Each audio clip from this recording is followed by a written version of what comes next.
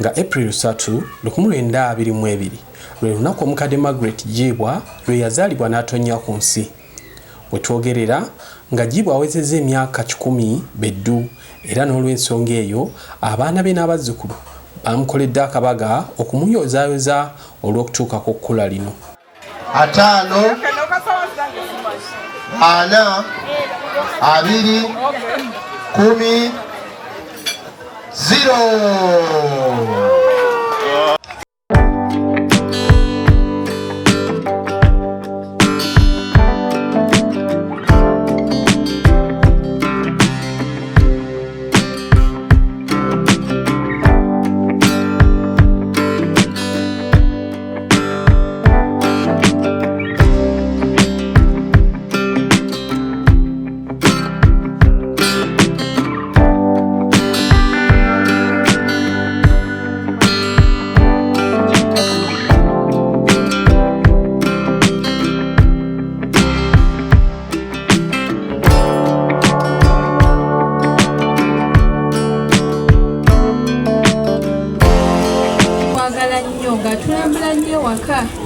Era mami yantegeezezza nti nno bwe twali abatera nange nali nkijjukira jjajja ng'agenda eyo balina gy'agenze ku nkolo oba wa n'afisayo ekifi ky'ennyama kimu oba bibiri n'abituleetera ewaka n'agamba abaana ku nnyama kwegamba nga tufaako nnyo bambi. Jjajja ono simanyi yali afunyeyo kadde n'amubuuza mmere gy'abadde agyalya gy'abadde ali okutuuka okuweza emyaka 10. Kubanga n'enje gye tulyamu tetegerekeka bulungi. Kubanga bano singa badde bali bannaffe abeeru singa bamubuuza ebibuuzo bingi asobodde ate okubeerawo okuweza emyaka 10. Kubanga si kintu kyangu. Ate okuba alina empisa gy'abadde yeeyisaamu emusobozesezza okukola ki okubeera omulamu okuweza emyaka 10. Neffe tulya ebintu wano mu nsi tulya buli kimu. Tunywa amazzi agafaanana bwe gati ate nobwe kati bwe kaba kenkana omulala n'abwepakira 10 olunaku n'amala n'alya embizi n'ateekako bino n'ateekako biri n'alya bino n'alya biri kale emyaka 10 onoogiweza nti oli mu mbeera ekifaanana bweki. Giibwa mutuuze Mutoto Village ekisangibwa mu Mukono Central Division mu munisipaali y'e Mukono. Ono akungaanyiza ab'emikwano abaana n'abazzukulu n'abagabula ebikijjulo saako okusala keeki nga yeekulisa ekirwadde kirumima mawuggwe ekyambala embiri z'omwaka oguwedde ku myaka 99 egy'obukulu wabula Katonda n'asobola okukimusimattusa nga mulamu.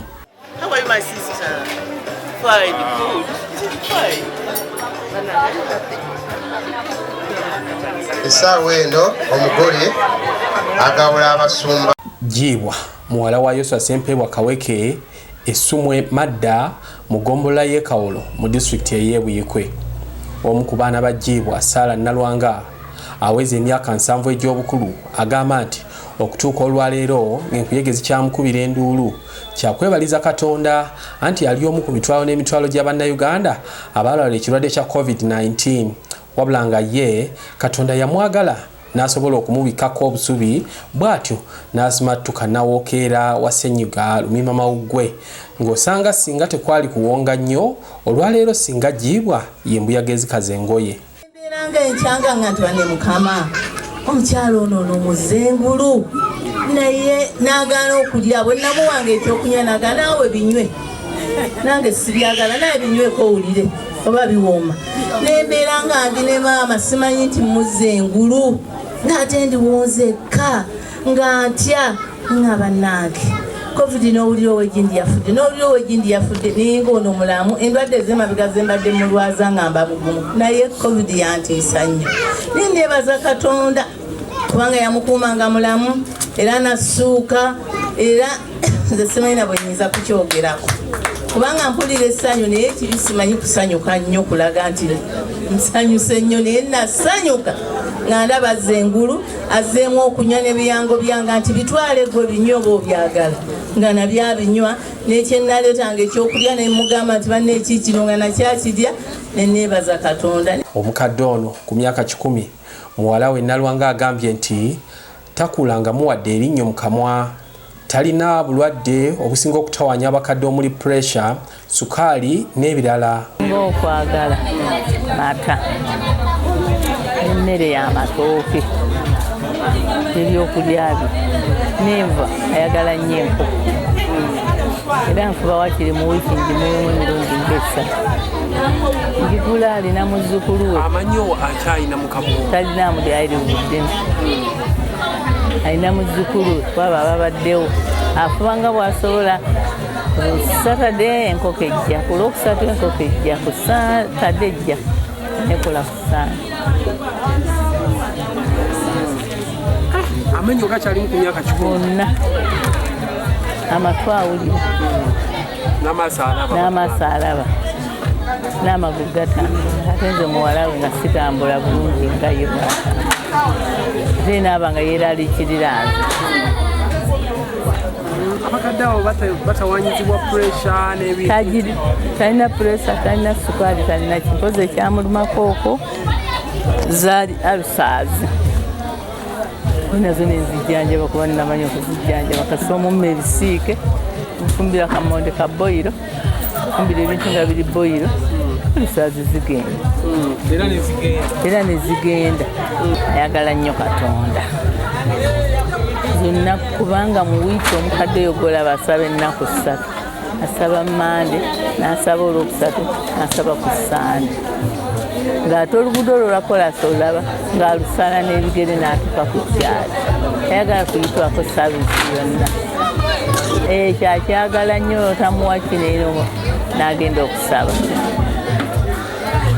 Akomawo. Kimusanyusa okusinga ebirala byonna. Ayagala Katonda we. Yali mulimi nnyo.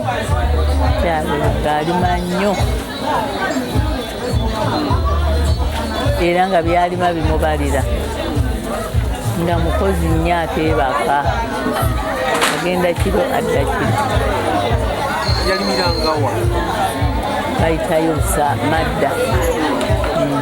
Madda kyaguzza. Biki byensinganga okulima amatooke, muwogo? Mwanyi. Emmere yonna ng'agirima naye ng'asinga kulima mwanyi. Nga yazirima, yazeteka, yazinoga, yazikola atya, buli kimu kyonna ekikikwatako. Nga wagamba nti ojja kunoga emmwanyi endebe 5, olina okufuba okulanga naawe ozinoga. Kuba naye aba azinoze n'ezisinga. Giibwa mu kwogerako naye agambye nti wadde ali myaka egyo ye enkoko agirya era emwomera nnyo ku ttooke, era nga wadde abamu ku bakyala ab'emyaka egyo tebaalyanga nkoko, ye agambye nti yakula mulokole ng'ebyo tabiziza. Ku ky'okuwangaala okutuuka okumukululira ku kaliba, Giibwa agambye nti Katonda yamuyambye okulaba ng'atuuka olwaleero ng'enkuyege zikyamukubira enduulu. Katonda yekka kimanyi ngaani. Bannange bonna bantugweddeko abo boolaba mutamu. Katonda yakikoze. Amanya nze Margaret Solome Giibwa. Nzaalibwa Busaabaga Madda ow'amagezi. Abazadde bibanda. Abazadde Yoswa Sempeebwa Nasanayiri Wabbi. Batabani b'amagezi. Bebanza. Biki ebikuyambye okuwangaala emyaka gino? Katonda. Kubanga bannange bonna banzigweddeko. N'abato bonna. Ndi bwe nti. Biki by'osinga okukozesa okulya okuwoomerwa bwe bityo? Mpoomerwa ebyennyanja n'enkoko n'amatooke. Kijja kisejjajja okubanga ku myaka egyo oli enkoko ate ng'ebiseera ebyo tuwulira abakyala abaaliwo emyaka egyo baali tebalya. Anti ffe waffe tuli balokole. Ffe waffe ng'abaana tebabaziza nkoko.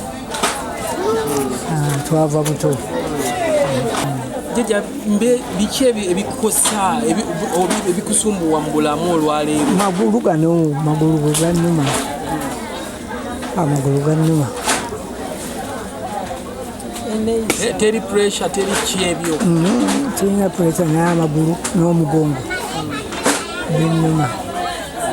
Omusumba w'obusumba bwa St. Dunstan Mukono Elisa Walusimbi agambye nti Giibwa ayagala nnyo Katonda nga ne ku myaka gino tayosa kusaba ku buli lwa Sande n'ennaku endala nga mu wiiki ku kanisa agendayo ennaku 3. Tuli wano ku lunaku luno olwaleero okwebaza Katonda olwa mukadde waffe fe abangi tumuyita jjajja Giibwa naye ng'amannya ge ye Margaret Giibwa. Margaret Giibwa ono Mukama amukuumye amuwangaazizza n'aweza emyaka 10 bweddu egy'obukulu.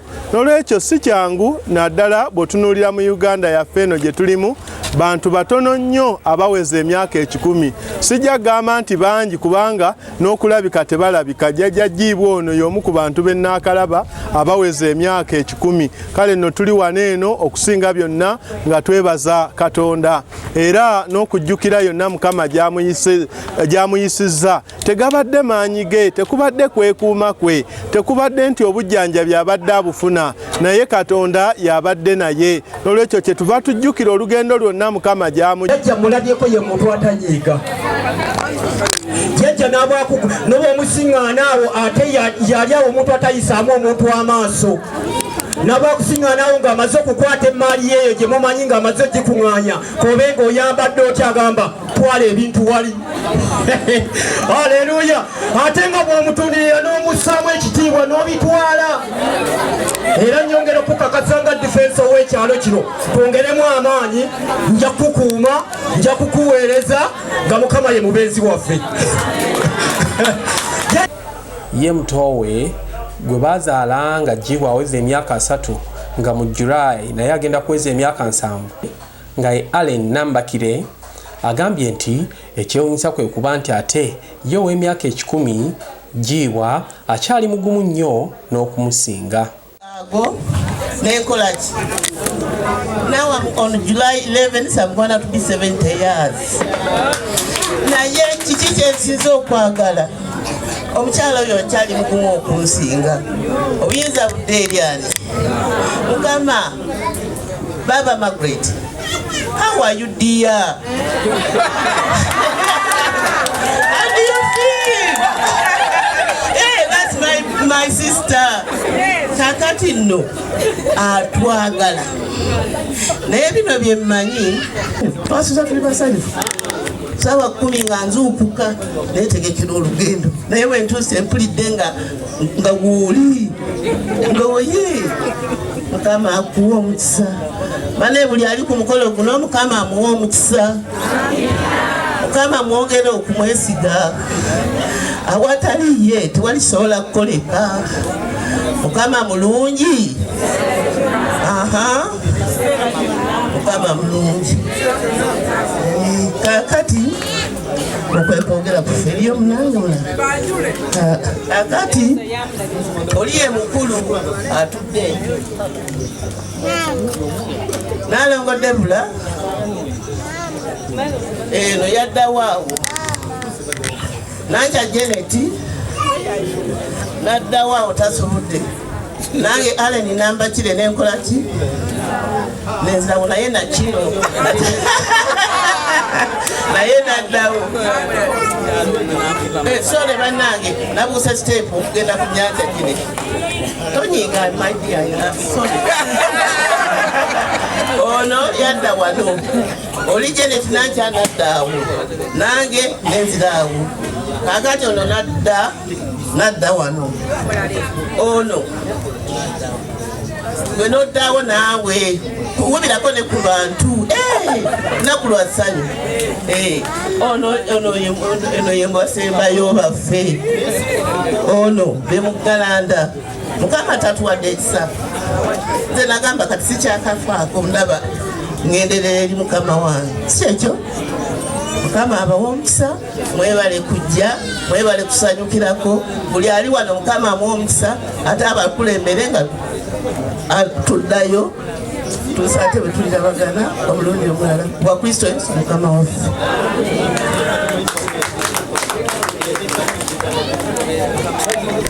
Twagala okwebaza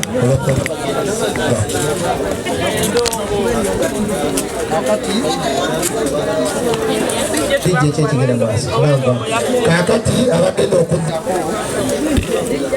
be bazzukulu baffe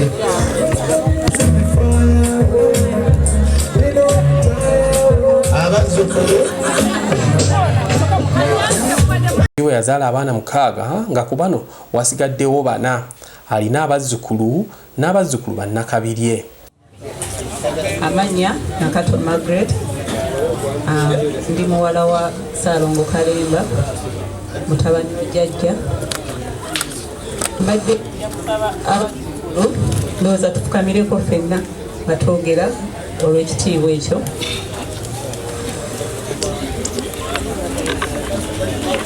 Bannange byonna twebaza Katonda olw'obulamu bwa jjajja. Jjajja ebyokumwogerako biyinza okubeera ebingi naye tujja kwogera bitonotono olw'obudde. Jjajja tukwebaza olw'okuzaala bazadde baffe era nga be bavaamu ffe ate. Mu byonna tusooka okwebaza olw'okutukuza n'okutuyigiriza empisa. Ku ffenna abali wano simanyi oba wali asobola okuvaayo n'agamba nti tayiseeko mu mukono oba mu mikono gya jjajja Giibwa, taliiyo. Sebo amanya nze Nakato Mildred nga nkiikiridde abazzukulu abasoose okwogera babadde bamaama baffe ne bamaama baffe ne bataata, naye tetujja kuddingana bye boogedde. Byonna bye boogedde bituufu ku jjajja, naye naffe jjajja tukuyigirako nnyo, tukulabirako, tukwenyumirizaamu, tukuze tukulaba, okola nnyo, okola n'amaanyi, oli kyakulabirako gye tuli. Era twebaza Mukama ku lw'olunaku luno n'akaseera kano nti atuusizza ku myaka 10. Tumusaba akwongera obukuumi, obuwangaazi, naffe tukulabireko era tukole nnyo tubeerenga ggwe. Okubanga tucelebratinga emyaka 10 ejjajja waffe Margaret. Bannange emyaka 10 mingi, tukikubireko mu ngalo. Emyaka 10 mingi. Nze neenyumiriza mu jjajja wange kubanga yanzalira jjajja wange omulungi, Nalwanga Sarah navaamu Nanteza Harriet, nenvaamu Kabenge Edwin. Eyo race olujegere lw'amaanyi nnyo. Waliyo famire ng'esigadza abantu 10 ku 15 naye tuli bangi. Bwe tuba nga tukyasobola omulabako essaawa zo tuba tulina okukyebaliza Katonda. Okwagala kwe teyamiisinga nga lunaku lwa Sande kugenda mu kyaki nakimuyigirako. Sande bwetuuka 12 nga yetegesedde agenda mu kyaki. So twebaza Katonda nti okwagala kwe kwalina amugabiridde, amunywesezza, amuwadde obulamu, ate akyayimiridde nga teyewese. Ekyo kitiibwa kya Katonda. Ekyatwebaza Mukama amuwadde memole n'aba nga bw'osembera mu maaso ge bw'oti okunywabunyuzibwa n'agamba gwe gundi twegya emyaka 10. Osanga omuntu alina emyaka 6 tasobola kutegeera, amaaso galaba, akyasobola okujjukira. Jjajja Mangalita, Jjajja Margaret at 100 years alina okwagala. Nkuze mumanyiiko ekyo ng'alina okwagala. Bane jjajja we bamulaba atudde awo ku myaka 10. Jjajja oyo alina omukwano ebyaddala. Nze kyensobola okujulira ku jjajja mukwano gwe, omukwano ogutasosola, naye omuntu ayagala omuntu we ng'ayagalira ddala omusaayi gwe ng'omuntu we.